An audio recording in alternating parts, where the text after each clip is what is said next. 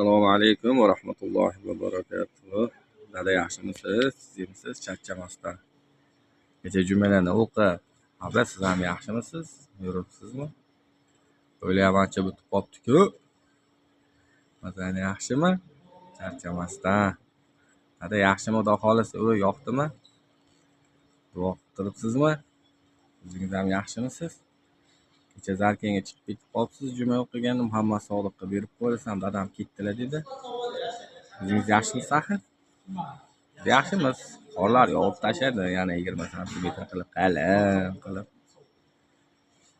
Havo yana sovib ketdi. Lekin ishxona yaxshi, maza. Atmosferasi bir xil.